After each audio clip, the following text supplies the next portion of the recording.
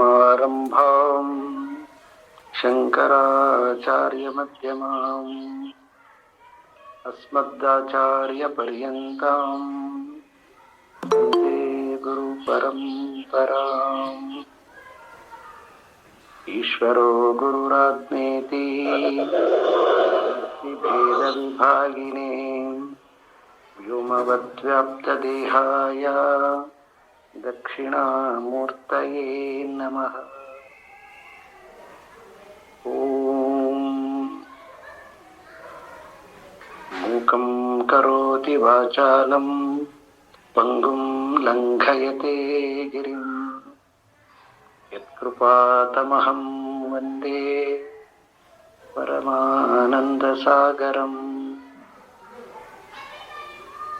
ओम सहना भवतु सहनौ भुनक्तु सह वीर्यं करवावहै तेजस्विनावधीतमस्तु मा विद्विषावहै। ओम शांति शांति शांतिः। नमः श्री शंकरानंद गुरुपादाम्बुजन्मने सविलासमहामोह ग्राहग्रासैककर्मणे तत्पादाम्बुरुहद्वन्द्वा सेवा निर्मलचेतसां सुखबोधाय तत्त्वस्य विवेकोऽयं विधीयते।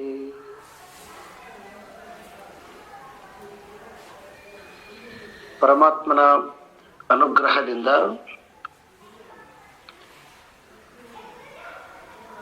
ಶ್ರೀಮತಿ ವಿಮಲಾನಂದ ಹಾಗೂ ಎಲ್ಲ ಪಂಚದಶಿ ಶ್ರೋತೃ ವರ್ಗದ ಅಪೇಕ್ಷೆಯ ಮೇರೆಗೆ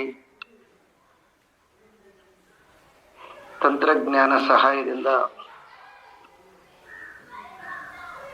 ಶ್ರೀಮದ್ ವಿದ್ಯಾರಣ್ಯ ಮುನಿ ಪ್ರಣೀತ ಪಂಚದಶಿ ಎನ್ನುವಂತಹ ಗ್ರಂಥ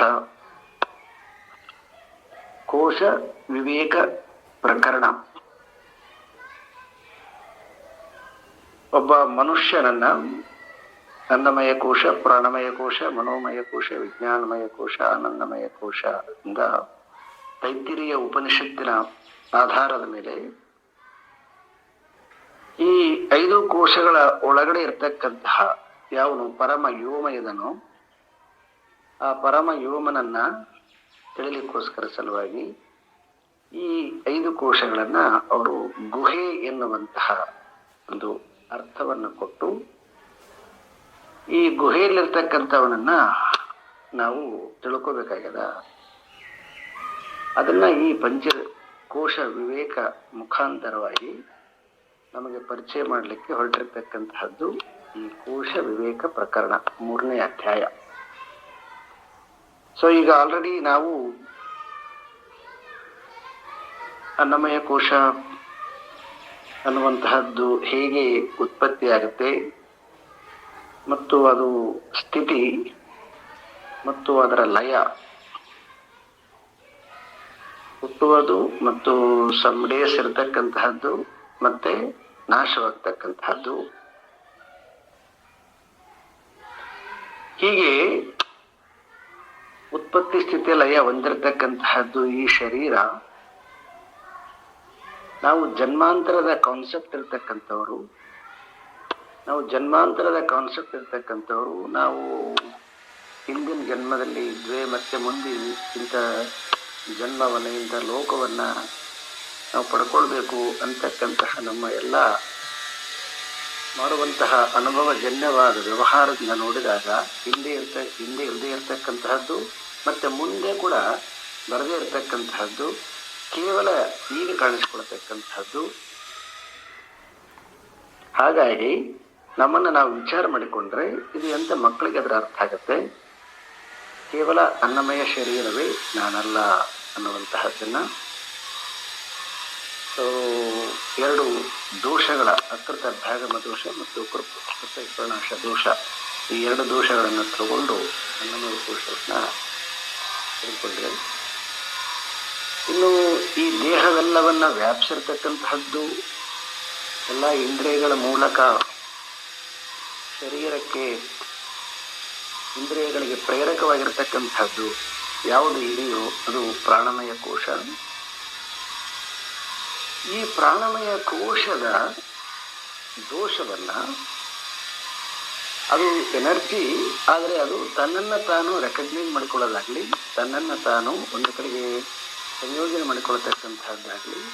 ಈಗ ಪ್ರಾಣಿ, ಪಕ್ಷಿ, ಮರಗಿಡಗಳನ್ನು ನೋಡಿದರೆ ಗೊತ್ತಾಗುತ್ತೆ, ಅಲ್ಲೆಲ್ಲ ಪ್ರಾಣ ಇದೆ, ಆದರೆ ಐಡೆಂಟಿಟಿ ಇಲ್ಲ.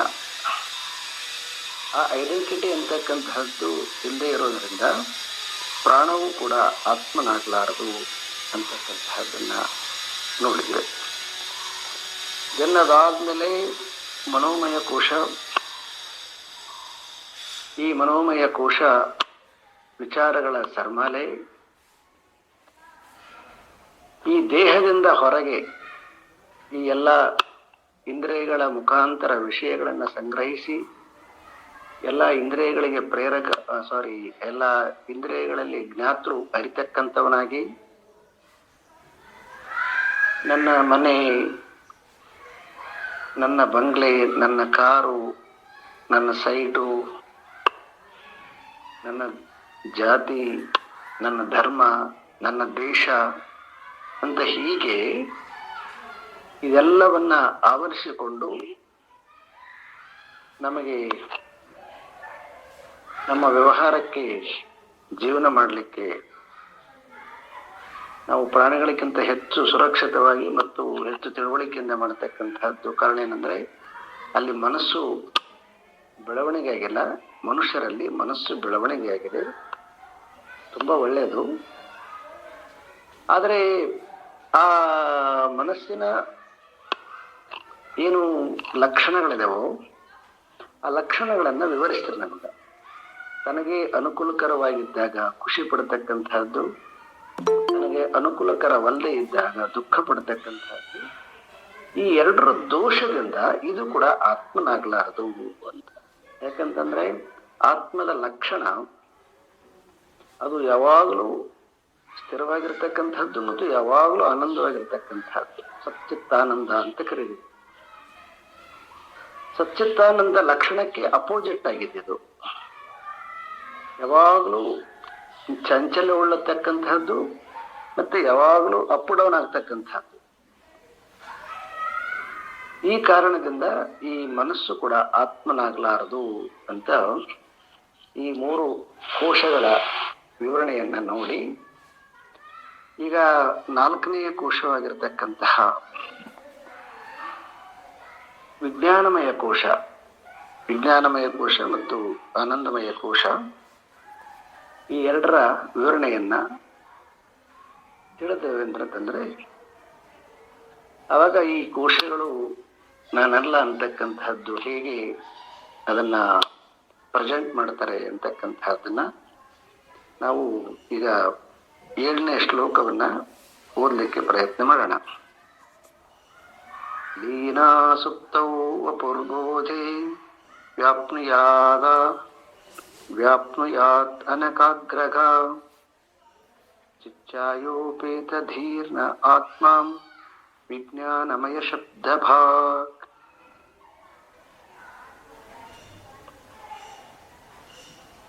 ವಿಜ್ಞಾನಮಯ ಕೋಶವನ್ನ ಇಲ್ಲಿ ಚಿತ್ತದ ಆಭಾಸವಾಗಿರತಕ್ಕಂತಹ ಚಿದಾಭಾಸನೊಡನೆ ಕೂಡಿಕೊಂಡು, ಚಿತ್ತದ ಆಭಾಸ ಅಂತಂದ್ರೆ ಆ ಬೆಳಕಿನಲ್ಲಿ ಕೂಡಿಕೊಂಡು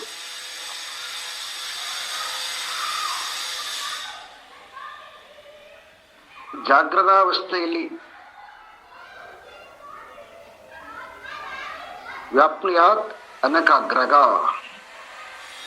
ಜಾಗೃತಾವಸ್ಥೆಯಲ್ಲಿ ಉಗುರಿನಿಂದ ಹಿಡಿದು ಕೊನೆಯ ಕೂದಲದವರೆಗೆ ಯಾವುದು ಈ ಶರೀರವನ್ನು ವ್ಯಾಪಿಸಿಕೊಂಡಿರುವುದು, ಮತ್ತೆ ಇದರಲ್ಲಿ ದೋಷವನ್ನು ತೋರಿಸ್ತಾರೆ ಅವರು. ಲೀನಾ ಸುಪ್ತವು ಅಂದ್ರೆ ಸುಪ್ತವು ಅಂದ್ರೆ ಸುಷುಪ್ತಿ ಕಾಲದಲ್ಲಿ ಗಾಢ ನಿದ್ರೆಯಲ್ಲಿ ಲೀನವಾಗಿ, ಅಂದ್ರೆ ಗಾಢ ನಿದ್ರೆಯಲ್ಲಿ ತನ್ನನ್ನ ತಾನು ಕಳೆದುಕೊಂಡು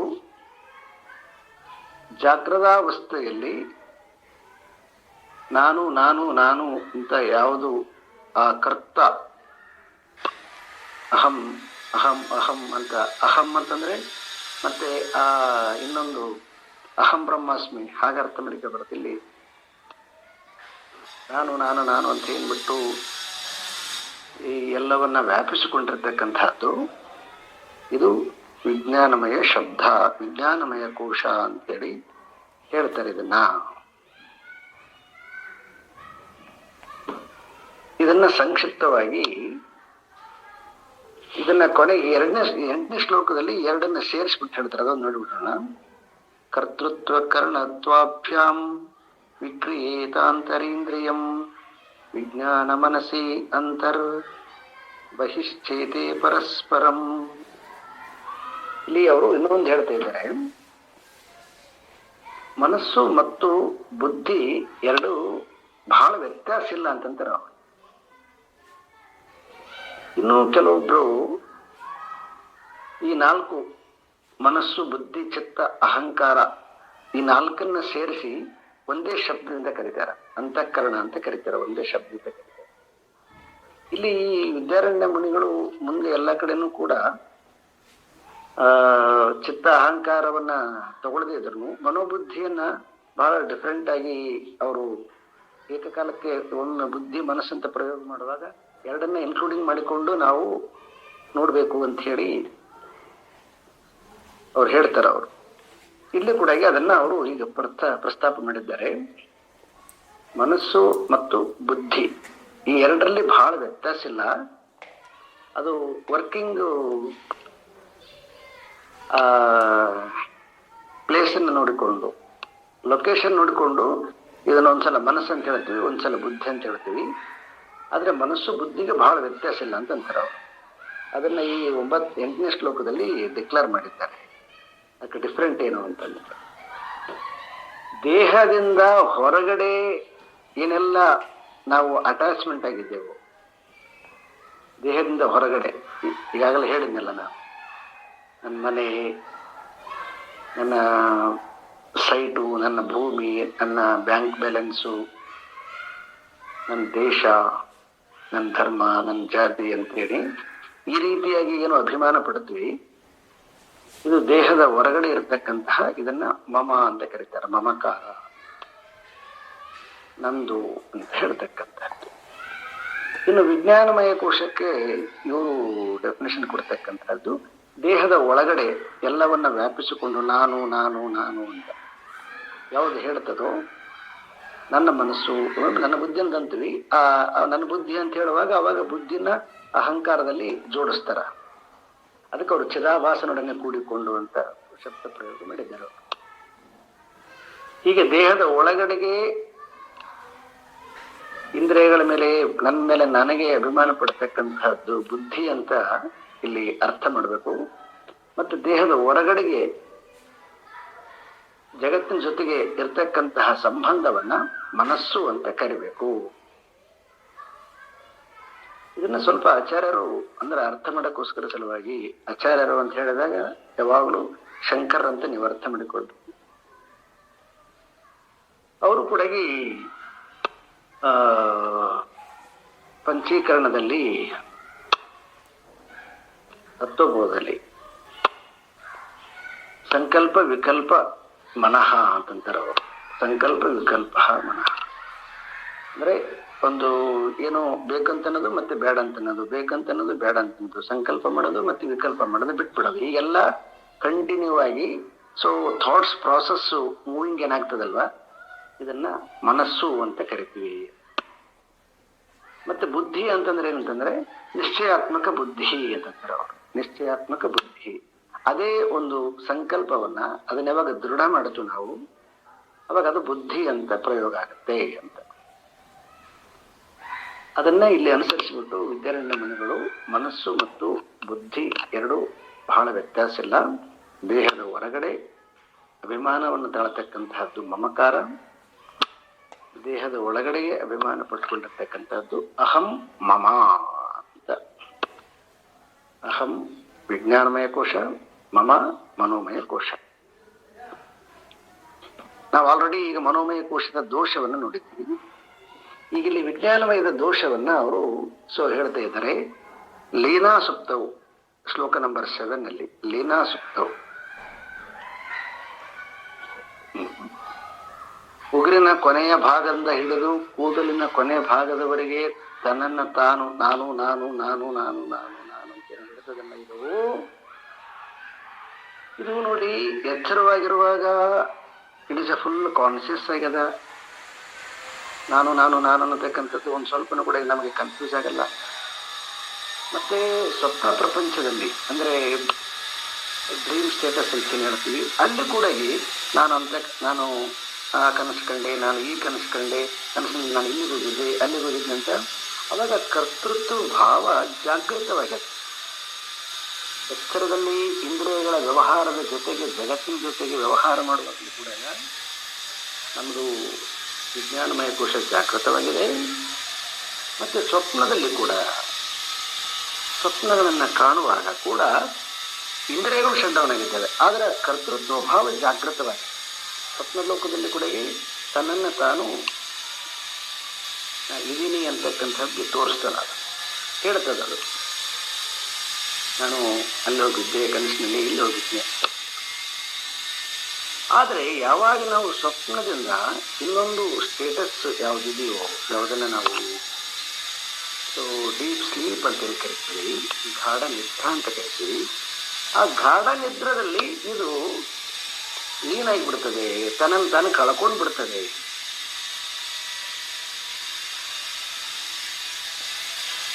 ಆಮೇಲೆ ಎದ್ದ ಮೇಲೆ ನೆನಪು ಮಾಡ್ಕೊಂಡು ಹೇಳ್ತದೆ. ಬಿಟ್ಟರೆ ಆ ಗಾಢ ನಿದ್ರೆಯನ್ನು ಅನುಭವಿಸುವಾಗ ಅದು ಇರೋದಿಲ್ಲ. ಯಾವುದು ನಾನು ಈ ಅಹಂಕಾರ ಅಂತ ಕರಿತೀನಿ, ಅದನ್ನು ಬುದ್ಧಿ ಅಂತ ಅನ್ಕೊಡ್ರಿ, ಅದು ಇರೋದಿಲ್ಲ. ಅದು ಬಿದ್ದೋಗ್ಬಿಡ್ತದೆ, ಲೀನಾಗುತ್ತೆ ಅಂತಾರೆ ಅವರು. ಸುತ್ತ ಲೀನವು ಅವ್ರು ಹೇಳ್ತಾರೆ ಕರೆಕ್ಟ್, ನನಗೂ ಅನುಭವದಲ್ಲಿ ಇದೆ ಅಲ್ವಾ.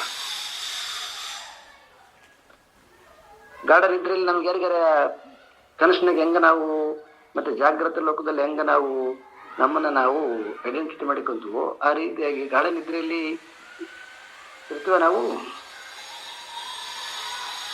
ಯಾರು ಇರೋದಿಲ್ಲ. ಇರೋದಿಲ್ಲ ಅಂದ್ರೆ ಎಲ್ಲಿಗೆ ಹೋಗೋದಂತ ಅರ್ಥ ಅಲ್ಲ. ಯಾವುದನ್ನ ನಾನು ಅಂತಂತನೋ ಅಲ್ಲಿ ಇರೋದಿಲ್ಲ, ಅಲ್ಲಿ ಆ ನಾನು ನಿದ್ರೆ ಇರ್ತದೆ.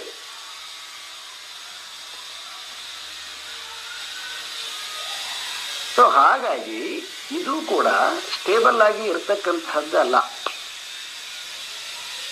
ಇದಕ್ಕೊಂದು ಸ್ವಲ್ಪ ಕೆಪಾಸಿಟಿ ಜಾಸ್ತಿ ಅದ ಇಂದ್ರಿಯಗಳಕ್ಕಿಂತನೂ.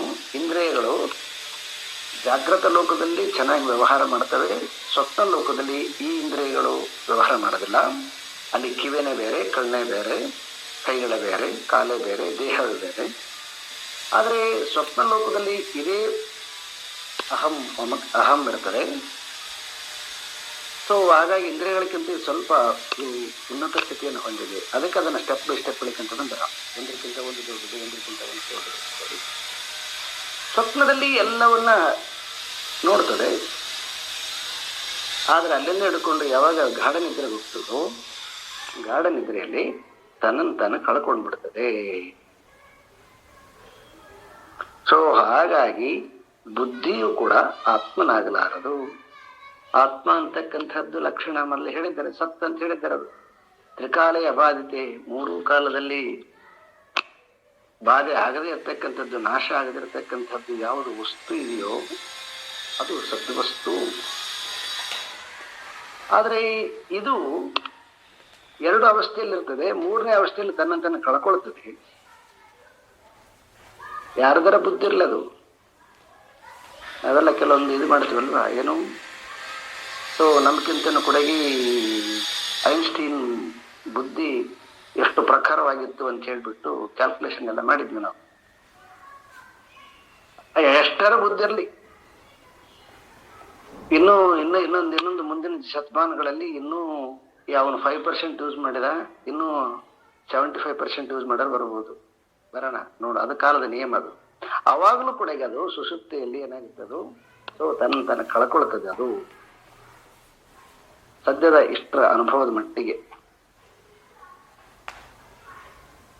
ಸೊ ಹಾಗಾಗಿ ಈ ಬುದ್ಧಿ ಕೂಡ ಆತ್ಮನಾಗಲಾರದು ಅಂತ ಹೇಳಿ ಬುದ್ಧಿಯ ದೋಷವನ್ನ ಬಹಳ ಬ್ಯೂಟಿಫುಲ್ ಆಗಿ ತೋರಿಸ್ತಾರೆ ಇಲ್ಲಿ. ಸೊ ದೆನ್ ಇದಾದ್ಮೇಲೆ ಸೊ ಶ್ಲೋಕ ನಂಬರ್ 9. ಕಾಚಿದಂತರ್ಮುಖಾವೃತ್ತಿ ಆನಂದ ಪ್ರತಿಬಿಂಬ ಭಾಕ್ ಪುಣ್ಯಭೋಗೆ ಭೋಗ ಶಾಂತೌ ನಿದ್ರಾರೂಪೇಣ ಲೀಯತೆ. ಸೊ ಹಾಗೆ 10th ಒಂದು ಶ್ಲೋಕ. ಕಾದಾಚಿತ್ ಕತ್ವತೋ ನಾತ್ಮ ಸ್ಯಾತ್ ಆನಂದಮಯೋಪ್ಯಯಂ ಬಿಂಬಭೂತೋ ಯಃ ಆನಂದ ಆತ್ಮಾಸೌ ಸರ್ವದಾ ಸ್ಥಿತೇ. ಈ ಎರಡೂ ಶ್ಲೋಕದಲ್ಲಿ ಆನಂದಮಯ ಕೋಶದ ವ್ಯಾಪ್ತಿ, ಅದರ ಲಕ್ಷಣ ಮತ್ತು ಅದರ ದೋಷವನ್ನ ತೋರಿಸ್ತಾ ಇದ್ದಾರೆ. ಯಾವುದನ್ನ ನಾವು ಆನಂದ ಅಂತ ಕರಿತೀವಿ. ಬಹಳ ಜನ ಕೆಲವೊಂದು ಕಡೆಗೆ ಇದನ್ನು ಕನ್ಫ್ಯೂಸ್ ಮಾಡಿಕೊಂಡಿದ್ದಾರೆ. ಅದು ಉಪನಿಷತ್ತಿನ ಸರಿಯಾದ ಅಧ್ಯಯನ ಆಗ್ಲಾರ್ದನೆ ಆನಂದಮಯ ಕೋಶವೇ ಆತ್ಮ ಅಂತ ಹೇಳ್ಬಿಟ್ಟು ಕೆಲವೊಬ್ರು ತಿಳ್ಕೊಂಡಿರ್ತಕ್ಕಂಥದ್ದದ. ಆದ್ರೆ ಇಲ್ಲಿ ವಿದ್ಯಾರಣ್ಯ ಮನೆಗಳು ಇಸ್ ವೆರಿ ಕ್ಲೀನ್ ಆಗಿ ಅದನ್ನ ಹೊಡೆದಾಕಿದ್ದಾರೆ. ಆನಂದಮಯ ಕೋಶ ನಾ ಆತ್ಮನಾಗ್ಲಾರದು. ಸೊ ಹಾಗಾದ್ರೆ ಇದು ಯಾವುದು ಆನಂದ ಅಂತಂದ್ರೆ, ಇದು ಪುಣ್ಯಭೋಗೆ. ವ್ಯಕ್ತಿ ತಾನು ಮಾಡಿರುವಂತಹ ಪುಣ್ಯದ ಫಲದಿಂದ, ಸತ್ಕರ್ಮ ಫಲದಿಂದ,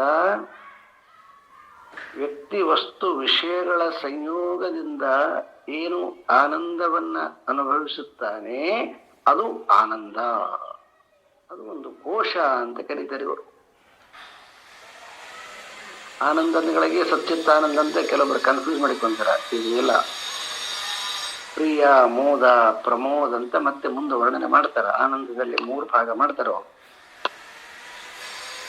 ಇದೆಲ್ಲವೂ ಈ ಆನಂದ ಅಂತಕ್ಕಂತಹದ್ದು, ಈ ಆನಂದಮಯ ಕೋಶ ಹೇಗಿದೆ ಅಂತಂದ್ರೆ ಅದು ಪುಣ್ಯದಿಂದ ಪ್ರಾಪ್ತಿ ಆಗುತ್ತೆ. ಹೆಂಗ ನಾವು ಸ್ವರ್ಗಲೋಕ ಪುಣ್ಯದಿಂದ ಪ್ರಾಪ್ತಿ ಆಗ್ತಂತೂ, ಈ ಜಾಗೃತ ಲೋಕದಲ್ಲಿ ಕೂಡ ಈ ಆನಂದ ಅಂತಕ್ಕಂತಹದ್ದು ಪುಣ್ಯದಿಂದ ಪ್ರಾಪ್ತಿ ಆಗುತ್ತೆ. ಅದಕ್ಕೆ ಮನುಷ್ಯ ಪುಣ್ಯವನ್ನ ಮಾಡು ಅಂತ ಗುರು ಪುಣ್ಯವನ್ನ ಮಾಡು ಹರನಡಗಿ ಶಾಂತರೊಡನಾಡು ಕರುಣಿರಲಿ ಜೀವರೋ ನೀತಿಗಿದನಾಡು ಹೊರಗಿರ್ದ ಧರನೆಂದು ಯಶಸ್ಸುವ ಅಂತ ನಿರ್ಗುಣಶಾಸ್ತ್ರ. ಈ ಸ್ವರ್ಗಲೋಕದಲ್ಲಿ ಬಿಟ್ಬಿಡೋಣ ನಾವು. ಈ ಲೋಕದಲ್ಲಿ ಕೂಡ ನಾವು ಹೆಚ್ಚು ಸುಖಿಗಳಾಗಿರ್ಬೇಕು ಅಂತಂದ್ರೆ ನಾವು ಹೆಚ್ಚು ಪುಣ್ಯ ಕಾರ್ಯವನ್ನ ಮಾಡಿರಬೇಕು. ನಾವು ಹೆಚ್ಚು ಪುಣ್ಯ ಕಾರ್ಯ ಮಾಡಿದ್ವಿ ಅಂತಂದ್ರೆ ಆ ಪುಣ್ಯ ಕಾರ್ಯದ ದಶೆಯಿಂದ ನಮಗೆ ಅವಾಗ ಆನಂದ ಆಗ್ತಾ ಬರ್ತಾ ಹೋಗ್ತಾ ಸ್ವಲ್ಪ ಆಗುತ್ತೆ, ಸ್ವಲ್ಪ ಹೋಗುತ್ತೆ, ಸ್ವಲ್ಪ ಆಗುತ್ತೆ, ಸ್ವಲ್ಪ ಹೋಗುತ್ತೆ. ಈಗೆಲ್ಲ ಕಂಟಿನ್ಯೂ ಆಗಿ ಸ್ಟೇಬಲ್ ಆಗಿಲ್ಲ ಅದು ಆನಂದ. ಸ್ಟೇಬಲ್ ಆಗಿ ಇದ್ಬಿಟ್ಟಿದ್ರೆ ಹುಡುಕ್ತಿದ್ದಿಲ್ಲ ನಾವು. ಬಹಳ ಸೂಕ್ಷ್ಮದ ನೋಡ್ರಿ ಇದನ್ನ. ಆನಂದದ ಬಯಕೆ ಅದ, ಆದ್ರೆ ಆನಂದದ ಅನುಭೂತಿ ಸ್ಟೇಬಲ್ ಆಗಿಲ್ಲ. ಆನಂದವನ್ನ ಸರ್ಚ್ ಮಾಡ್ತಾ ಇದ್ದೀವಿ. ಅವಾಗ ಯಾವುದೋ ಒಂದೊಂದು ಕಡೆಯಿಂದ ಆನಂದ ಸಿಗುತ್ತೆ ನಮ್ಗೆ. ಯಾವುದೋ ಸುಂದರವಾಗಿರ್ತಕ್ಕಂಥದ್ದು ನೋಡಿದಾಗ ಆನಂದ ಆಗುತ್ತೆ. ಅವಾಗ ತಿಳ್ಕೊಬೇಕು ನಮ್ಮಲ್ಲಿ ಆನಂದಮಯ ಕೋಶ ಜಾಗೃತ ಆಗ್ಯದ ಅಂತ. ಮತ್ತೆ ಹೊರಟೋಗ್ಬಿಡ್ತದೆ. ಮತ್ತೆ ಇನ್ಯಾವುದೋ ತುಂಬಾ ಇಷ್ಟವಾಗಿರ್ತಕ್ಕಂಥದ್ದು ಜಾಮೂನ್ ತಿಂದಾಗ ಆನಂದ ಆಗುತ್ತೆ. ಆಯ್ತದು ತಿನ್ನೋ ತನಕ ಆನಂದ ಆಗುತ್ತೆ. ಅದಾದ್ಮೇಲೆ ಮತ್ತೆ ಹೊರಟೋಗ್ಬಿಡ್ತದೆ. ಹೀಗೆ ಒಂದು ದಿನದಲ್ಲಿ ಈ ಕೋಶ ಎಷ್ಟು ಸಾರಿ ಬರುತ್ತೆ, ಎಷ್ಟು ಸಾರಿ ಹೋಗುತ್ತೆ, ಸ್ಟೇಬಲ್ ಆಗಿರೋದಿಲ್ಲ.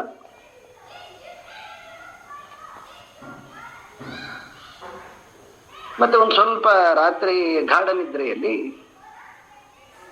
ಅಲ್ಲಿ ಅದು 90 ಸೆಕೆಂಡ್ ಅಂತ ಹೇಳ್ತಾರೆ ಅವ್ರು, 90 ಸೆಕೆಂಡಿಗೆ ಚೇಂಜ್ ಆಗ್ತಿರ್ತದೆ ಅಂತ. ಕಂಟಿನ್ಯೂ ಆಗಿ ಗಾಢ ನಿದ್ರೆ ಇರಾಗಲ್ಲ ಅಂತ.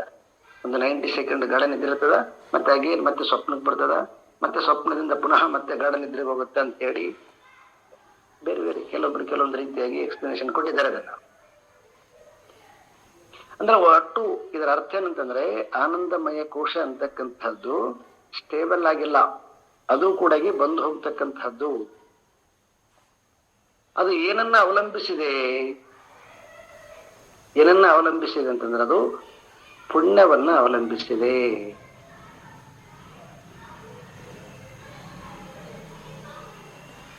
ಅದಕ್ಕೆ ಪುಣ್ಯ ಮಾಡಿತ್ತಂದ್ರೆ ಹೆಚ್ಚು ಆನಂದ ಕೊಡ್ತಕ್ಕಂತಹ ವ್ಯಕ್ತಿಗಳು ನಮಗ್ ಸಿಗ್ತಾರ, ವಸ್ತುಗಳು ಸಿಗ್ತಾವ, ವಿಷಯಗಳು ಸಿಗ್ತಾವ. ಕಡಿಮೆ ಪುಣ್ಯ ಮಾಡಿದ್ವಿ ಅಂತಂದ್ರೆ ಕಡಿಮೆ ಸುಖ ಕೊಡ್ತಕ್ಕಂತಹ ವ್ಯಕ್ತಿಗಳು, ವಸ್ತುಗಳು ಸಿಗ್ತಾವ. ಈ ಒಂದು ಬಾಡಿ ಆಲ್ಸೋ, ಬಾಡಿಯನ್ನು ಪಡ್ಕೊಂಡಿದ್ದೀವಿ, ಆದ್ರೆ ಹೆಚ್ಚು ಪುಣ್ಯಮಯವಲ್ಲದೆ ಇರೋದ್ರಿಂದ ಏನಾದರೂ ಕಾಯಿಲೆಗಳಿಗೆ ಒಳಪಟ್ರೆ ಅವಾಗ ಅದು ಬಾಡಿ ಕೂಡ ದುಃಖ ಆಗುತ್ತೆ ನಮ್ಗೆ. ಯಾರಾದ್ರೂ ತುಂಬಾ ಚೆನ್ನಾಗಿದ್ರೆ ನೋಡ್ಲಿಕ್ಕೆ ಅಂತಂದ್ರೆ ಸಂತೋಷ ಆಗುತ್ತೆ, ಅದು ಸುಖ ದುಃಖ ಎರಡು ಕೊಡುತ್ತೆ. ಹೆಚ್ಚು ಕಾಯಿಲೆಯಿಂದ ಒಳಪಟ್ಟಿದ್ದು ಕುಡಿತಂದ್ರೆ ಅವಾಗ ಹೆಚ್ಚು ದುಃಖನೇ ಕೊಡುತ್ತ, ಸುಖದಕ್ಕಿಂತ ಜಾಸ್ತಿ ದುಃಖನೇ ಕೊಡುತ್ತ. ಯಾವ್ದಾರ ತಗೊಳ್ಳಿ ನೀವು, ದೇಹರ ತಗೊಳ್ಳಿ, ನಿಮ್ಮ ಇಂದ್ರಿಯರ ತಗೊಳ್ಳಿ, ನಿಮ್ಮ ಮನಸ್ಸರ ತಗೊಳ್ಳಿ, ನಿಮ್ಮ ಬುದ್ಧಿಯರ ತಗೊಳ್ಳಿ, ಇವೆಲ್ಲ ಒಳಗಿನವು. ಮತ್ತೆ ಹೊರಗಡೆ ಬಂದಿರತ್ತಂದ್ರೆ ನಿಮ್ಮ ಬ್ಲಡ್ ರಿಲೇಷನ್, ಪೇರೆಂಟ್ಸ್ ಇರ್ಬೋದು, ಹೆಂಡತಿ ಇರ್ಬೋದು, ಗಂಡ ಇರ್ಬೋದು, ಮಕ್ಕಳು ಇರ್ಬೋದು, ನಿಮ್ಮ ಪ್ರಾಪರ್ಟಿ ಇರ್ಬೋದು. ಪ್ರಾಪರ್ಟಿ ಕೂಡ ಅಂತೂ ಬಹಳ ವಿಚಿತ್ರ. ಯಾವುದೋ ಪುಣ್ಯದಿಂದ ಒಂದಿಷ್ಟು ಪ್ರಾಪ್ತಿ ಆಗಿಬಿಡ್ತದೆ, ಮತ್ತೆ ಅದು ಯಾವುದೋ ಕಾರಣದಿಂದ ಅದು ಅಷ್ಟೇ ಪುಣ್ಯ ಇರ್ತದೆ, ಆಯ್ತು ಅದ್ರ ಜೊತೆಗೆ ಅಷ್ಟನ್ನು ತಗೊಂಡೋಗ್ಬಿಡ್ತದೆ. ಮತ್ತೆ ಎಷ್ಟು ಪ್ರಾಪ್ತಿ ಆಗುತ್ತೋ ಅದನ್ನ 4 ಪಟ್ಟು ತಗೊಂಡೋಗ್ಬಿಡ್ತದೆ. ಇದು ಒಂದು ಬಹಳ ಸೋಜಿಗೆ. ಇದು ಇಲ್ಲಿ ನಮ್ಮ ಈ ಬೆಂಗಳೂರು ಗ್ರಾಮಾಂತರ ಏರಿಯಾದಲ್ಲಿ, ಅದು ಊರು ಹೇಳೋದಿಲ್ಲ, ಒಬ್ಬರು ಪಾರ್ಟಿಸಿಪೆಂಟ್ ಬಂದಿದ್ರು. ಬಹಳ ಅವ್ರಿಗೆ ಸಡನ್ ಆಗಿ ಇಲ್ಲೆಲ್ಲ ಗೊತ್ತಲ್ಲ ನಿಮ್ಗೆ, ಈ ಕಡೆ ಈ ಭಾಗದಲ್ಲಿ ಈ ಒಂದು 20 ವರ್ಷದ ಕೆಳಗಡೆಗೆ ಜಮೀನುಗಳಿಗೆ ವ್ಯಾಲ್ಯೂ ಇದ್ದಿಲ್ಲ. ಸೊ ಯಾವಾಗ ಇವೆಲ್ಲ IT BTಗಳು ಸೊ ಬೆಂಗಳೂರು ಸ್ಟ್ಯಾಂಡರ್ಡ್ ಆಗ್ತಾ ಸಡನ್ ಆಗಿ ಇಲ್ಲೆಲ್ಲ ಭೂಮಿಗಳು ಆಮೇಲೆ ಸಾವಿರ ಇರ್ತಕ್ಕಂಥ ಕೋಟಿಗಳಿಗೆ ಬಂದ್ಬಿಟ್ಟು. ಒಬ್ಬ ಪೇಷಂಟ್ ನಮ್ಮಲ್ಲಿ ಬಂದಿದ್ದ, ಅವನು ತಂದು ಪ್ರಾಪರ್ಟಿ ಸೇಲ್ ಮಾಡಿದ್ದಾನೆ. ಸೇಲ್ ಮಾಡಿದ್ಮೇಲೆ ಆ ದುಡ್ಡನ್ನ ಬಂದ್ಮೇಲೆ ಕಾಂಟ್ರಾಕ್ಟರ್ ಆಗಿ ಕೆಲಸ ಮಾಡ್ತಿದ್ದಾನೆ. ಕಾಂಟ್ರಾಕ್ಟರ್ ಕೆಲಸ ಮಾಡ್ತಾ ಅದು ಯಾವುದೋ ಒಂದು ಸರಿಯಾಗಿ ಕಾಗದ ಪತ್ರ ಸರಿಯಾಗಿ ಇಲ್ಲದೆ ಇರ್ತಕ್ಕಂಥದ್ದು, ಅದು ಎಲ್ಲ ಸರಿಯಾಗಿ ಕಂಡದ ಅವಾಗ, ಅದ್ಯಾವುದೋ ಕರ್ಮ. ಅದಕ್ಕೆಲ್ಲ ಕನ್ಸ್ಟ್ರಕ್ಷನ್ ಆದ್ಮೇಲೆ ಅವರು ಕೇಸ್ ಹಾಕ್ಬಿಟ್ಟಿದ್ದಾರೆ. ಅದು ಸ್ವಲ್ಪ ಹೆಚ್ಚು ಕಡಿಮೆ ಅಪಾರ್ಟ್ಮೆಂಟ್ ತರ ಕಟ್ಟಿರ್ತಕ್ಕಂಥದ್ದು, ಒಂದು 200 ಮನೆಗಳಂತ 10 ಫ್ಲೋರ್ ಬಿಲ್ಡಿಂಗ್ ಕಟ್ಟಿದ್ದಾರೆ. 8 ವರ್ಷ ಆಗದ ಸ್ಟಾಪ್ ಅದನ್ನು. ತಾನೇನು ಜಮೀನು ಬಂದು ದುಡ್ಡು ಬಂದಿತ್ತು, ಅದರಿಂದ ಒಂದಿಷ್ಟು ಏನು ಲಾಭ ಮಾಡಿಕೊಂಡಿನೋ ಅದೆಲ್ಲಾನು ಹಾಕ್ಲಿಕ್ಕಾಗಿ ಮತ್ತೆ ಅದ್ರ ಮೇಲೆ ಸುಮಾರು ಲೋನ್ ತಗೊಂಡಿದ್ದಾನೆ. ಈಗ ಅವನು ಹೇಳ್ತಾ ಇದ್ದ, ಇದಕ್ಕೊಂದು ಪರಿಹಾರ ಏನು ಅಂತಂದ್ರೆ ಸುಸೈಡ್ ಮಾಡ್ಕೊಳ್ಳೋದೊಂದೇ ಕಾಣಿಸ್ತದೆ ನೋಡ್ರಿ ನನಗೆ ಅಂತ ಹೇಳ್ತಿದ್ದ. ಅದಕ್ಕೆ ಕೆಲವೊಂದು ಪುಣ್ಯಗಳ ತರ ಬರ್ತವೆ ನಮ್ಗ. ಆದ್ರೆ ದೀರ್ಘ ಪುಣ್ಯ ಕೊಡಬೇಕು ಅಂತಂದ್ರೆ ನಾವು ಅದು ಕೂಡ ಹೆಚ್ಚು ನಾವು ಸುಖ ಕೊಡಬೇಕು ಅಂದ್ರೆ ಪುಣ್ಯ ಮಾಡಿರ್ಬೇಕು. ಯಾವುದೋ ಪ್ರಾಪ್ತಿ ಆಗುತ್ತೆ ನೋಡ್ರಿ, ಪ್ರತಿಯೊಂದು ಕೂಡ. ಒಂದು ಉದ್ಯೋಗ ಇರ್ಬೋದು, ಒಂದು ಹೆಂಡತಿ ಇರ್ಬೋದು, ಒಂದು ಗಂಡ ಇರ್ಬೋದು, ಎಲ್ಲವನ್ನ ನೋಡ್ರಿ. ಇವೆಲ್ಲ ದೇಹವನ್ನ ಇನ್ಕ್ಲೂಡಿಂಗ್ ಇಟ್ಟುಕೊಂಡು ಇದ್ರ ಮೇಲೆ ಅರ್ಥ ಮಾಡ್ಬೇಕು. ನಾವು ತಿಳ್ಕೊಂಡಿದ್ದೀವಿ ನಮ್ಮ ಬುದ್ಧಿಯಿಂದ ನಾವು ಭಾರಿ ಬುದ್ಧಿವಂತರಾಗಿ ಪಡ್ಕೊಂಡಿದ್ದೀವಿ ಅಂತಂತೀವಿ. ಇಲ್ಲ, ನಿಮ್ಮ ಬುದ್ಧಿಯಲ್ಲಿ ಏನು ಕೆಲಸ ಮಾಡೋದಿಲ್ಲ. ಆ ಹಿಂದ್ಗಡೆಗೆ ಪುಣ್ಯ. ಆ ಪುಣ್ಯ ಇತ್ತಂತಂದ್ರೆ ಆ ಕಲ್ಲು ಕೂಡ ಸುಖ ಕೊಡುತ್ತೆ ನಿಮ್ಗೆ. ಪುಣ್ಯ ಇಲ್ಲ ಅಂತಂದ್ರೆ ದುಡ್ಡು ಕೂಡ ನಿಮಗೆ ದುಃಖ ಕೊಡುತ್ತೆ.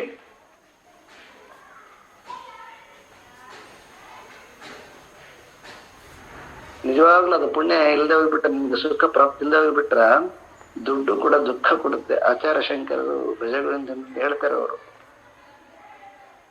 ವಯಸ್ಸಾದ್ಮೇಲೆ ನೀವು ಸೈನ್ ಮಾಡಿದೋಗ್ಬಿಟ್ರೆ ಕೆಲವೊಂದು ಮಕ್ಕಳು ನಿಮ್ಮನ್ನೇ ಮರ್ಡರ್ ಮಾಡೋಷ್ಟು ಮಟ್ಟಿಗೆ ಹೋಗ್ಬಿಡ್ತಾರೆ.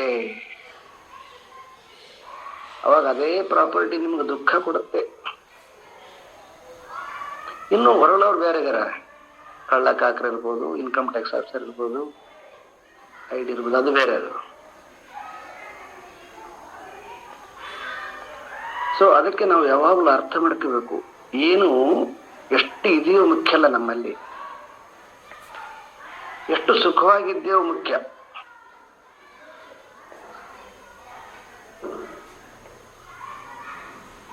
ಈ ಆನಂದಮಯ ಕೋಶ ಬಹಳಷ್ಟು ಡಿಟೇಲ್ ಆಗಿ ಎಲ್ಲಿ ನಾವು ಎಕ್ಸ್ಪ್ರೆಸ್ ಮಾಡಿದ್ನೋ ಗೊತ್ತಿಲ್ಲ. ಇಲ್ಲೇ ಇಲ್ಲಿನ ವಿದ್ಯಾರ್ಥಿಗಳು ಚೆನ್ನಾಗಿ ಮಾಡಿದ್ದಾರೆ, ಬಹಳ ಬ್ಯೂಟಿಫುಲ್ ಆಗಿ. ಪುಣ್ಯ ಕರ್ಮ ಫಲ ಅಂತ ಚೆನ್ನಾಗಿ ತಗೊಂಡಿದ್ದಾರೆ. ಇದರ ಮೇಲೆ ನಾವು ಒಂದು ನಿರ್ಧಾರಕ್ಕೆ ಬರಬೇಕು. ಯಾವುದಾದ್ರೂ ಕೈ ತಪ್ತೀವಿ ಅಂತಂದ್ರೆ ನನಗದು ಪುಣ್ಯ ಸುಖ ಇಲ್ಲ ಅಂತ ಹೇಳ್ಬಿಟ್ಟು ಅಲ್ಲಿಂದ ಹೊರಗಡೆ ಬರೋದಕ್ಕೆ ಕಲಿಬೇಕಾಗ್ಲಿ. ಇನ್ನೊಂದು ಸ್ವಲ್ಪ ದುಃಖ ಮಾಡ್ಕೋಬೋದನ್ನ. ಈ ಶಾಸ್ತ್ರ ಯಾಕೆ ಬೇಕು ನಮ್ಗಂತಂದ್ರೆ, ಇದು ಶಾಸ್ತ್ರದಲ್ಲಿ ಏನು ಸೊಗಸದಂತಂದ್ರೆ, ನಮಗೆ ಒಂದಿಷ್ಟು ಪರಿಚಯದ, ಇನ್ನೂ ಸುಮಾರು ಭಾಗ ಪರಿಚಯ ಇಲ್ಲ ಈ ಜಗತ್ತಿನಲ್ಲಿ. ಒಂದು ಸ್ವಲ್ಪ ಪರಿಚಯ ಅದ, ಇನ್ನು ಅನೇಕ ಸಂಗತಿಗಳು ಪರಿಚಯ ಇಲ್ಲ ನಮ್ಗ. ಆ ಪರಿಚಯ ಇಲ್ದಿರ್ತಕ್ಕಂಥ ವಸ್ತುಗಳನ್ನ ಪರಿಚಯ ಮಾಡಿ ಅದ್ರ ಜೊತೆಗೆ ಹೆಂಗ್ ಜೀವನ ಮಾಡ್ಬೇಕು, ಅವಾಗ ಅದು ಆನಂದ, ಶಾಶ್ವತವಾದ ಆನಂದ ಹೆಂಗ್ ಪಡ್ಕೋಬೇಕಂತಕ್ಕಂಥದಕ್ಕಿಂತನೂ ವಾಸ್ತವಿಕ ಆನಂದ, ವಾಸ್ತವಿಕ ಜೀವನವನ್ನ ಚೆನ್ನಾಗಿ ಮಾಡ್ಲಿಕ್ಕೆ ನಮಗೆ ಬಹಳ ಬ್ಯೂಟಿಫುಲ್ ಆಗಿ ಎಲ್ಲವನ್ನ ಓಪನ್ ಮಾಡಿ ತೋರಿಸ್ತಾರೆ. ಇಲ್ಲಿ ನಿಮ್ಗೆ ಯಾವ ಲೋಕಕ್ಕೆ ಹೋಗೋದ್ ಬೇಕಾಗಿಲ್ಲ, ಸ್ವರ್ಗ ಲೋಕಕ್ಕೆ ಹೋಗೋದ್ ಬೇಕಾಗಿಲ್ಲ. ಮತ್ತೆ ಕೆಲವೊಬ್ಬರಿಗೆ ಹುಚ್ಚು, ಇಲ್ಲ ಹಿಂದಿನ ಜನ್ಮದಲ್ಲಿ ನಾನೇನು ಮಾಡಿದ್ದೀನಿ ಅದಕ್ಕೆ ನಾನು ದುಃಖ ಅನುಭವಿಸ್ತೀನಿ. ಇರ್ಲಿ, ಹಿಂದಿನ ಜನ್ಮದಲ್ಲಿ ಏನೋ ಮಾಡಿರ್ಬೋದು, ಆದ್ರೆ ಈಗ ನಿಮ್ಗೆ ಸ್ವಾತಂತ್ರ್ಯ ಅದ. ಅದನ್ನ ನೆನಪು ಮಾಡಿಕೊಂಡು ದುಃಖ ಮಾಡೋದಕ್ಕೆ ಅಂತನೂ ಕೂಡ ಆದ್ರೆ ರಿಯಾಲಿಟಿಯನ್ನು ಅರ್ಥ ಮಾಡ್ಕೊಂಡ್ಬಿಟ್ಟು ಹೊರಗಡೆ ಬರ್ಲಿಕ್ಕೆ ಚಾನ್ಸ್ ಅದಲ್ಲ ಮನಸ್ಸಿನಿಂದ. ಪ್ರತಿಯೊಬ್ಬರಿಗೆ ಅಧಿಕಾರ ಅದ.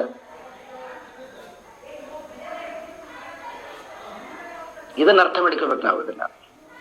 ಅದಕ್ಕೆ ಯಾವಾಗಲೂ ಕೂಡ ಈ ಶಾಸ್ತ್ರ ತ್ರಿಕಾಲ ಜ್ಞಾನ ಅಂತ ಏನ್ ಕರಿತೀವಿ ಅಂತಂದ್ರೆ, ನಾವು ಯಾವುದೋ ಲೋಕಕ್ಕ ಹೋಗೋದ್ ಬೇಕಾಗಿಲ್ಲ. ಈ ಲೋಕದಲ್ಲಿ ನಿಂತುಕೊಂಡು, ಈ ಕ್ಷಣದಲ್ಲಿ ನಿಂತುಕೊಂಡು, ಈ ಜ್ಞಾನದಿಂದ ನಾವು ಇದನ್ನ ಅರ್ಥ ಮಾಡಿಕೊಳ್ಬಹುದು. ಅದಕ್ಕೆ ಸೊ ಇದನ್ನ ಚೆನ್ನಾಗಿ ಮನನ ಮಾಡಿ, ಯಾವುದಾದ್ರೂ ದುಃಖ ಇತ್ತಂತಂದ್ರೆ, ದುಃಖ ಅಂತಕ್ಕಂತಹದ್ದು ಅದು ಒಂದು ಕ್ಷಣ ಬಂದು ಹೋಗಿದೆ, ಒಂದು ಘಟನೆಯಿಂದ ಬಂದು ಹೋಗಿದೆ, ಒಂದು ಕಾರಣದಿಂದ ಬಂದು ಹೋಗಿದೆ. ಹಾಗೆ ನಿಜವಾಗ್ಲೂ ದುಃಖನೇ ಇತ್ತು ಅಂತಂದ್ರೆ ನೀವು ಖಂಡಿತವಾಗ್ಲೂ ಕೂಡ ನಿದ್ರೆ ಮಾಡ್ತಿದ್ದಿಲ್ಲ, ಊಟ ಮಾಡ್ತಿದ್ದಿಲ್ಲ.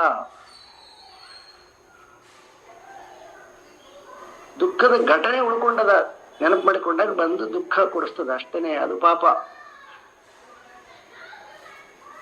ಪಾಪದಿಂದ ಹೊರಗಡೆ ಬರ್ಲಿಕ್ಕೆ ಮನುಷ್ಯನಿಗೆ ಅಧಿಕಾರ ಅದ. ಯಾವಾಗಲೂ ಅದು ನೆನಪು ಮಾಡ್ಕೊಂಡು ಕುಂತ್ಕೊಂಡ್ರೆ ಅವಾಗ ಏನಾಗುತ್ತೆ, ಬರೀ ದುಃಖನೇ ಆಗುತ್ತೆ. ಅವಾಗೇನ್ ಕೊನೆಗೇನು ಬರೀ ದುಃಖನೇ ಅದ ನಮ್ಮ ಜೀವನದಲ್ಲಿ ಅಂತ.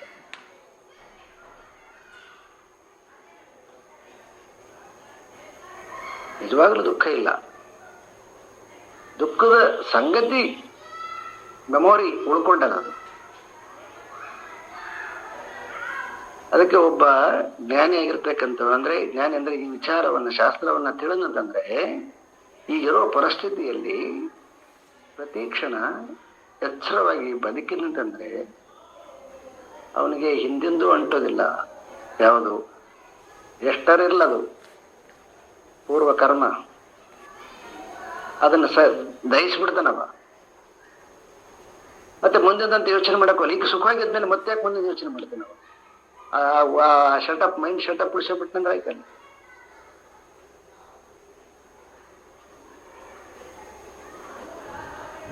ಅದಕ್ಕೆ ಯಾವಾಗಲೂ ಕೂಡ ಈ ಲೋಕದಲ್ಲಿ ಏನೆಲ್ಲ ವಸ್ತುಗಳಿದಾವೋ ಆ ವಸ್ತುಗಳು ಅವೆಲ್ಲವೂ ಕೂಡ ಸುಮ್ಮನೆ ಬಂದಿಲ್ಲವು, ಅವು ಪುಣ್ಯದಿಂದ ಪ್ರಾಪ್ತಿ ಆಗ್ತವೆ. ನೆರೆದ ಸಂತೆಯ ಪರಿ ಸಿರಿ ಪುಣ್ಯ ತೀರಿದರೆ ಹರಿದು ಹೋಗುವುದು ಸುತ್ತ ಬಯಲಿಗೆ ಬಯಲುವಂತ ಸರ್ಪಭೂಷಣ ಶಿವಯೋಗಿಗಳು ಈ ಎಲ್ಲ ನಮಗೆ ಸುಖ ಕೊಡ್ತಕ್ಕಂತಹ ವಸ್ತುಗಳನ್ನ ಅವರು ಹಿಂದಿನ ಕಾಲದಲ್ಲಿ ಸಂತೆ ಅಂತ ನಡೀತಿದ್ದು. ಒಂದೊಂದು 4 8 ಹಳ್ಳಿಗಳಿಗೆ ಸೇರಿಸಿಕೊಂಡ್ಬಿಟ್ಟು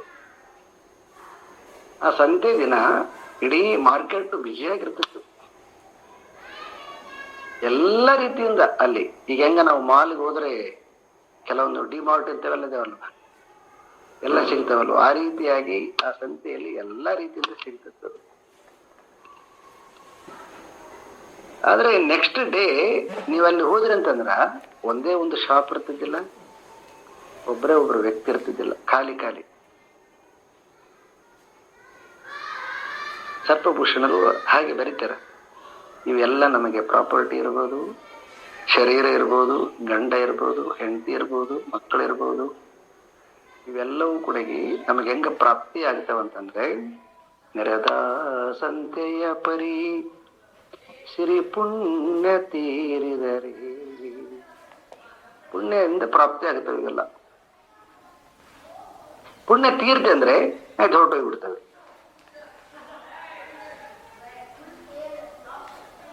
ಅದಕ್ಕೆ ಇದು ಆನಂದಮಯ ಕೋಶ ಇಸ್ ವೆರಿ ಇಂಪಾರ್ಟೆಂಟ್. ಇಷ್ಟು ಎಲಾಬ್ರೇಟ್ ಬೇರೆಯಲ್ಲಿ ನನಗೆ ಸಿಕ್ಕಿಲ್ಲ. ಇದರಲ್ಲಿ ಬಹಳ ಚೆನ್ನಾಗಿ ಇವರು ವಿವರಣೆ ಕೊಟ್ಟಿದ್ದಾರೆ. ಬಹಳ ಜನ ಕನ್ಫ್ಯೂಸ್ ಇರುತ್ತೆ ಈ ಆನಂದಮಯ ಕೋಶ. ಸೊ ಹೀಗೆ ಪುಣ್ಯದ ಕಾರಣದಿಂದ ಬಂದು ನಮಗೆ ಆನಂದವನ್ನ ಕೊಟ್ಟು ಮತ್ತೆ ಹೋಗ್ತಕ್ಕಂತಹದ್ದು, ಯಾವಾಗಲೂ ಸ್ಥಿರವಾಗಿ ಇಲ್ಲದೆ ಇರತಕ್ಕಂತಹದ್ದು ಇದು ಆನಂದಮಯ ಕೋಶ ನ ಆತ್ಮ. ಇದು ಕೂಡ ಆತ್ಮನಾಗಲಿಲ್ಲ. ಪುಣ್ಯ ಭೋಗಿ ಭೋಗ ಶಾಂತವು ನಿದ್ರಾ ರೂಪದಲ್ಲಿ ಬಹಳ ಬ್ಯೂಟಿಫುಲ್ ಆಗಿ ಪುಣ್ಯದಿಂದ ಮತ್ತು ನಿದ್ರೆಯಲ್ಲಿ ಪ್ರಾಪ್ತಿ ಆಗತಕ್ಕಂಥದ್ದು.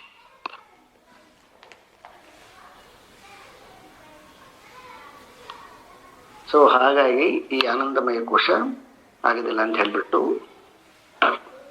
5 ಕೋಶಗಳನ್ನ ಬಹಳ ಬ್ಯೂಟಿಫುಲ್ ಆಗಿ ಪ್ರತಿಯೊಂದರ ವ್ಯಾಪ್ತಿಯನ್ನ ತಿಳಿಸಿ ಮತ್ತು ಅದರ ದೋಷಗಳನ್ನ ತಿಳಿಸಿ 5 ಕೋಶಗಳು ಆತ್ಮ ಅಲ್ಲ ಅಂತ ಹೇಳಿ ವಿಷಯವನ್ನ ನಮಗೆ ಚೆನ್ನಾಗಿ ಪರಿಚಯ ಮಾಡಿಸಿದ್ರು. ಈಗಿಷ್ಟೆಲ್ಲ ಕೆಳಕಂತ ಕುಂತ್ಕೊಂಡಿದ್ನೆಲ್ಲ ಅವನು ಪೂರ್ವ ಪಕ್ಷಿ, ಅವನಿಗೆ ಒಮ್ಮೆಲೆ ಕೋಪ ಬಂತಂಗ. ಎಷ್ಟು ಕೋಪ ಬಂತಂದ್ರೆ ಸಿಕ್ಕಾಪಟ್ಟೆ ಕೋಪ ಬಂತಂತ ಅವನಿಗೆ.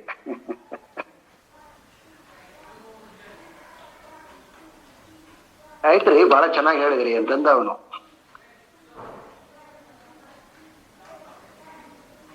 ನನು ದೇಹಮುಪಕ್ರಮ್ಯ ನಿದ್ರಾನಂದಾಂತ ವಸ್ತುಷು ಮಾ ಭೂತಾತ್ಮತ್ವಮನ್ಯಸ್ತು ನ ಕಶ್ಚಿತ್ ಅನುಭೂಯತೆ. ಬಹಳ ಚೆನ್ನಾಗಿ ಹೇಳಿದ್ರಿ, ಬಹಳ ಚೆನ್ನಾಗಿ ಹೇಳಿದ್ರಿ.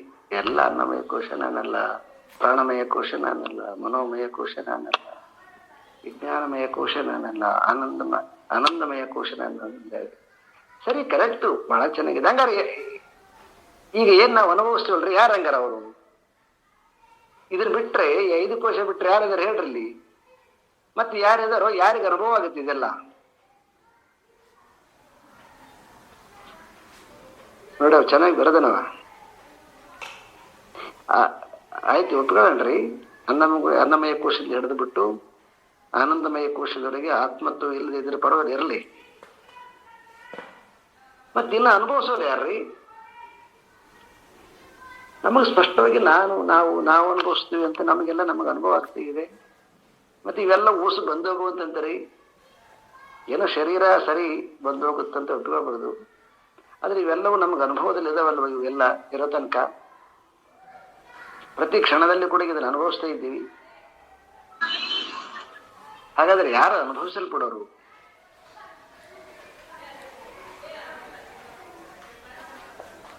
ಸೊ ಅದಕ್ಕೆ ವಿದ್ಯಾರಣ್ಯ ಮುನಿಗಳು, ಇದು ಪೂರ್ವ ಪಕ್ಷಿ ಪ್ರಶ್ನೆ ಮತ್ತು ಎಲ್ಲರ ಪ್ರಶ್ನೆ. ಹಾಗಾದ್ರೆ ಯಾರು ಅದ್ರಲ್ಲಿ ಇದ್ದಾರೆ? ಮತ್ತೆ ಯಾರಿಗೆ ಇದೆಲ್ಲ ಅನುಭವ ಆಗೋದು? ಪುಣ್ಯ ಪಾಪ ಸತ್ಕರ್ಮ ಎಲ್ಲ ಮಾತಾಡಿದೇವಲ್ವ. ಮತ್ತೆ ಇದೆಲ್ಲ ಈ ಎಲ್ಲ ಕೋಶಗಳಲ್ಲಿ ಕಾಣಿಸಿಕೊಂಡು ಮತ್ತೆ ಎಲ್ಲ ಕೋಶಗಳು ಅಲ್ಲ ಬಂದು ಹೋಗ್ತಾವ. ಮತ್ತೆ ಯಾರಿಗೆ ಆಗ್ತದ? ಯಾಕಂದ್ರೆ ಪುಣ್ಯ ಯಾರಿಗೆ ಆಗ್ತದ, ಪಾಪ ಯಾರಿಗೆ ಆಗ್ತದ, ಯಾರಿಗೆ ತಗಲುತ್ತದೆ ಇದೆಲ್ಲ ದೋಷ? ನಮ್ಗೇನಲ್ಲಲ್ವಾ. ನಾವಂದ್ರೆ ವಿಜ್ಞಾನಮಯ ಕೋಶದಿಂದ ನಾನು ಅಂತ ನೋರು. ಹೀಗೆ ಅವನಿಗೆ ಬಂದಿರತಕ್ಕಂತಹದ್ದು ಡೌಟ್ಸ್ ನ ಎತ್ತಿದವನು. ಬಾಡಂ ನಿದ್ರಾದಯ ಸರ್ವೇ ಅನುಭೂಯಂತೆ ನ ಚೈತರಃ ತಥಾಪ್ಯೇತೆ ಅನುಭೂಯಂತೆ ತೇನ ತಂ ಕೋ ನಿವಾರಯೇ.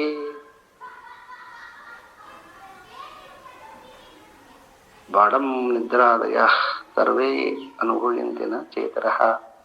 ಇವು ಎಲ್ಲವೂ ಕೂಡ ಸ್ವಯಂ ಆಗಿ ಯಾವೂ ಅನುಭವಿಸಲ್ಪಡೋದಿಲ್ಲ. ಇದ್ರ ಎಲ್ಲ ಒಂದು ಬೆಳಕಿನಿಂದ ಇರ್ತಕ್ಕಂತಹ ಒಳಗಡೆ ಯಾವುದು ಆತ್ಮದ ಬೆಳಕಿದೆಯೋ ಆ ಬೆಳಕಿನಲ್ಲಿ ಇವೆಲ್ಲ ಅನುಭವಿಸಲ್ಪಡ್ತವೆ. ಇವಕ್ಕೆ ಸ್ವಯಂ ಆಗಿ ಏನು ಅನುಭವಿಸಲ್ಪಡ್ತಕ್ಕಂತಹದ್ದು ಇವಕ್ಕೆ ಯಾವುದಕ್ಕೂ ಕೂಡ ಅಸ್ತಿತ್ವ ಇಲ್ಲ.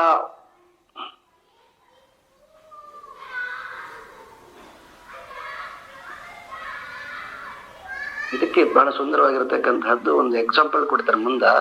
ಇದನ್ನ ಸ್ವಲ್ಪ ನೀವು ಅರ್ಥ ಮಾಡಿಕೊಂಡ್ರೆ ಅಂತಂದ್ರೆ ಸೊ ಗೊತ್ತಾಗುತ್ತೆ. ಮುಂದೆ ಕೊಡ್ತಾರೆ ಅವರು ಎಕ್ಸಾಂಪಲ್ನ. ಈಗ ಒಂದು ಸ್ವೀಟ್ ತಯಾರು ಮಾಡ್ತೀವಿ. ಸ್ವೀಟ್ ತಯಾರು ಮಾಡಿದಾಗ ಅದಕ್ಕೆ ಏನನ್ನ ಅಂದ್ರೆ ಏನು ಶಿರ ಅಂತ ಮಾಡ್ತೀವಿ, ಯಾವುದು ರವೆ ಉಂಡೆ ಅಂತ ಮಾಡ್ತೀವಿ, ಯಾವ್ದು ಮಾಡ್ತೀವಿ.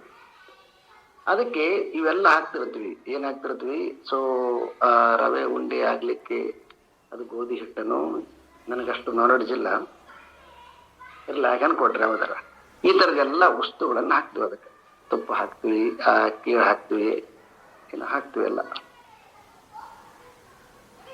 ಮತ್ತೆ ಅದಕ್ಕೆ ಸಕ್ಕರೆ ಹಾಕ್ತಿವಿ. ನೋಡಿ ಎಷ್ಟು ಚೆನ್ನಾಗಿದೆ ಅಂತಂದ್ರೆ ಅಲ್ಲಿ ಎಕ್ಸಾಂಪಲ್ ಅವ್ರು ಕೊಟ್ಟಿರ್ತಕ್ಕಂಥದ್ದು. ಅದನ್ನ ಸ್ವಲ್ಪ ಅರ್ಥ ಮಾಡಿಕೊಂಡ್ರೆ ನಿಮಗೆ ಅರ್ಥ ಆಗುತ್ತೆ ಅಂತ ಹೇಳಕೊಂತೀನಿ. ಸ್ವಲ್ಪ ಮುಂದೆ ಈಗ ಹೇಳಕತ್ತೀನಿ.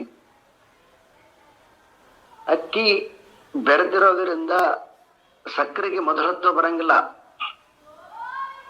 ಆ ಎಣ್ಣೆ ಬೆರೆತಿರೋದ್ರಿಂದ ಸಕ್ಕರೆಗೆ ಮಧುರತ್ವ ಬರಂಗಿಲ್ಲ.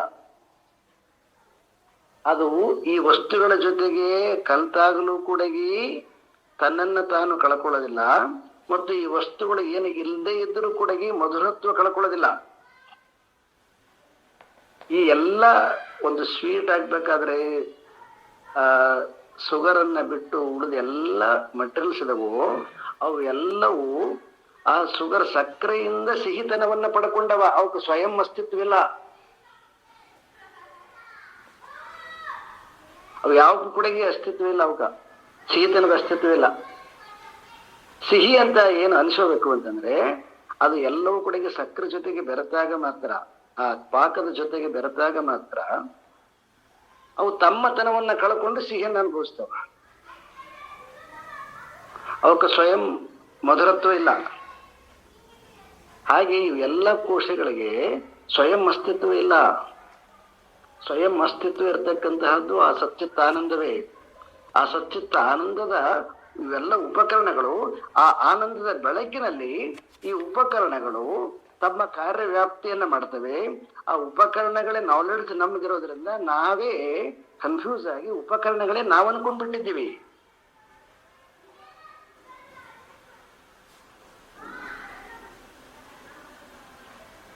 ಅದಕ್ಕೆ ಅವ್ರು ಎಕ್ಸಾಂಪಲ್ ಕೊಡ್ತಾರೆ. ಗಾಢ ನಿದ್ರೆಯಲ್ಲಿ ಯಾವ ಆನಂದ ಇದೆಯೋ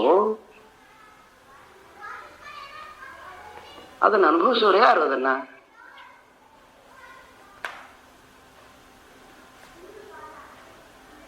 ಇವೆಲ್ಲ ಲಯ ಆಗಿಬಿಟ್ಟು ಅಂತ ಹೇಳಿದ್ರಲ್ಲ ಅವರು. ಮತ್ತೆ ಎದ್ಮೇಲೆ ನಮ್ಗೆ ಅಷ್ಟು ಆನಂದ ಆಯ್ತು ಅಂತ ಹೇಳಿದ್ವಲ್ವ. ಅದು ಒಂದೇ ಇರತಕ್ಕಂಥದ್ದು ಮೂಲ ವಸ್ತು. ಆ ಮೂಲ ವಸ್ತುವಿನ ಬೆಳಕಿನಲ್ಲಿ ಇವೆಲ್ಲ ಕೆಲಸ ಮಾಡ್ತವೆ. ಸೊ ಹಾಗಾಗಿ ಕೋಶಗಳಿಗೆ ಅತೀತವಾಗಿರ್ತಕ್ಕಂತಹ, ಕೋಶಾತೀತನಾಗಿರ್ತಕ್ಕಂತಹ ಆ ಸಚ್ಚಿತ್ತ ಆನಂದ ಸ್ವರೂಪ ನಾನು. ಆದ್ರೆ ಬೈ ಮಿಸ್ಟೇಕ್ ಆಗಿ ನಾನು ನನ್ನನ್ನ ವಿಜ್ಞಾನಮಯ ಕೋಶ, ಮನೋಮಯ ಕೋಶ, ಪ್ರಾಣಮಯ ಕೋಶ, ಅನ್ನಮಯ ಕೋಶ ಅಂತ ಇವೆಲ್ಲ ಅಲ್ಲಲ್ಲ. ಇವೆಲ್ಲ ಹೌದು, ಆದ್ರೆ ಇಷ್ಟೇ ನೀವಲ್ಲ.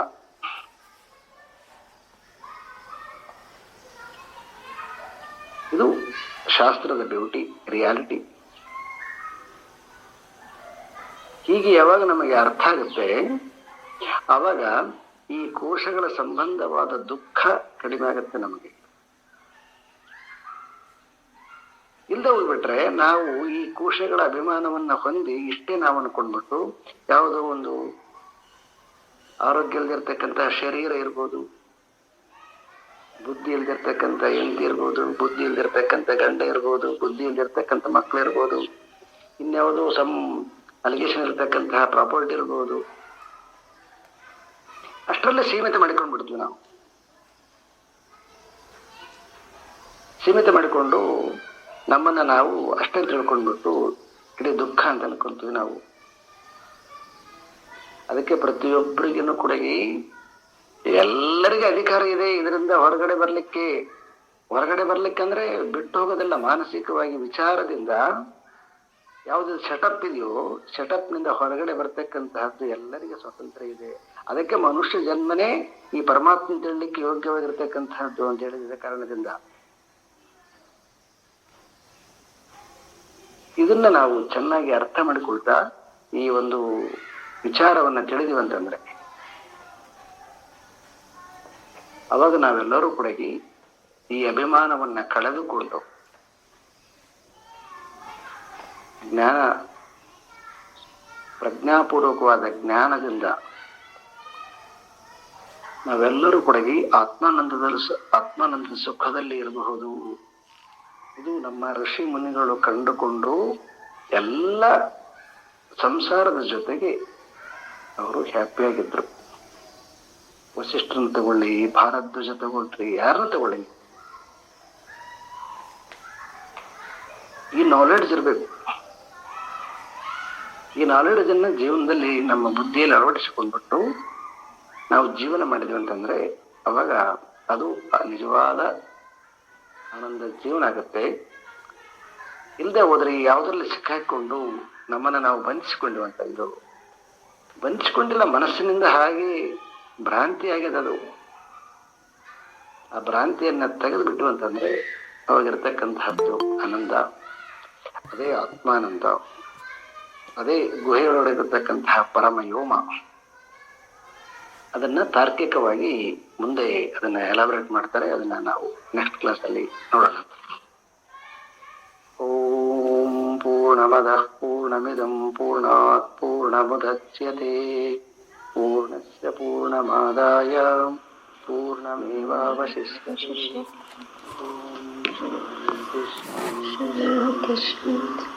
ಹರಿ ಓಂ ಗುರುಭ್ಯೋ ನಮಃ. ಹರಿ ಓಂ.